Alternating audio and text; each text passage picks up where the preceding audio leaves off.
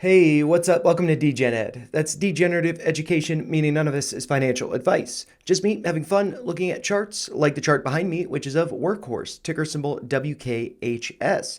And so I wanted to go over this chart because I noticed it seemed like it was trending, and I haven't looked at the chart in a while, so I thought it'd be fun to give a fresh take on it.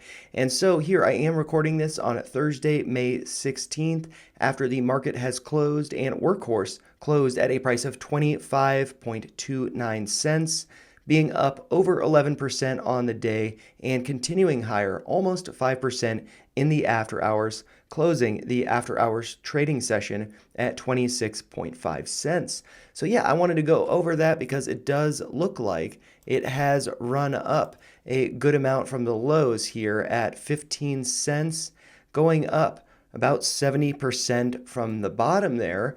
And, so yeah, I think that's pretty exciting. But I do think it could be pulling back at some point. And so I just kind of wanted to go over my thoughts on that. But generally, the stock is looking pretty good. As price has been going up, volume is also increasing. So that does suggest continuation to the upside. Also, though, I should caution that we do have the RSI here going back to February 20th. RSI was right around 67 when we were hitting these highs.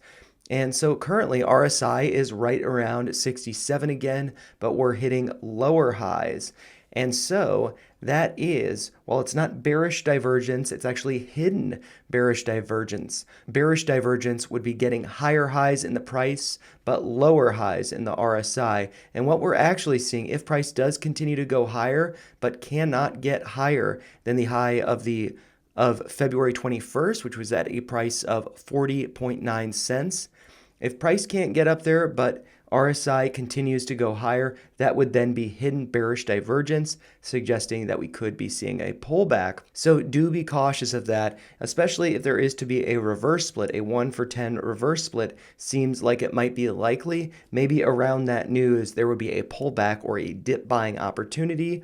And then following that split, there might be a pretty big rally. We did see that with Canoe, or ticker symbol GOEV, so might be seeing that with Workhorse.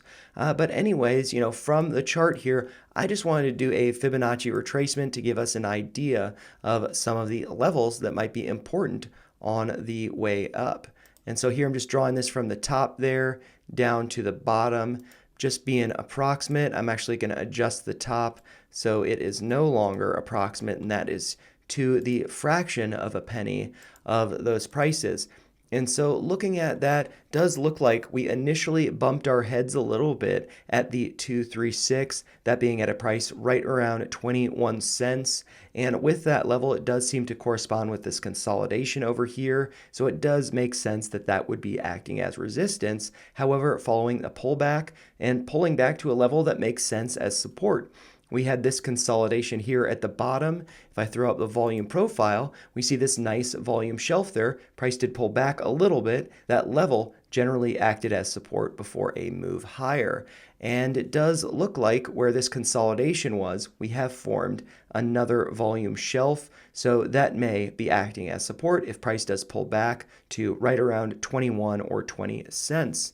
But I could see price going higher considering that it did close above the 382, which is at a price of about 25 cents or 24.89 cents to be exact. I don't really see that as being too notable for support, but I do think it does seem like an area where we would be bumping into some resistance considering we do have this consolidation over here. That bottom, that support, acting as resistance in the future. So I could see a pullback to then test the 236 as support before continuing higher to the next level up, which would be right around 28 cents, which is the 50% level. But it is also quite possible we could be getting to that level on Friday, May 17th, especially with this gap here that to be filled to the close that was hit on March 11th. That would be getting to a price of about 31.6 cents, or if we look at the low from that day, that would be right around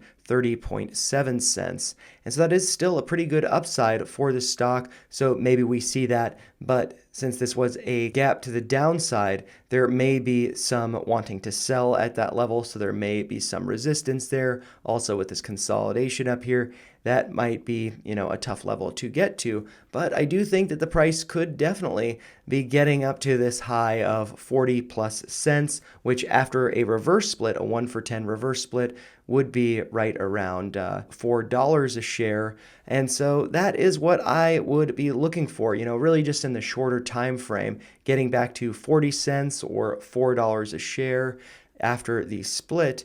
And looking at that, if we are able to get above, let's say $4.20, considering all this consolidation over here, getting above that, maybe $4.40 or 50 cents, I think that would be serving as great support because of all this consolidation.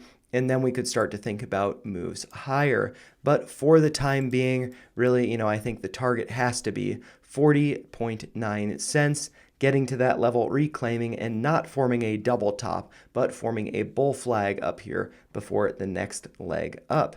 But, those are just my thoughts. If you found them helpful, make sure you like the video, share your thoughts in the comments down below, and subscribe to the channel for more videos like this. Thanks a lot for watching.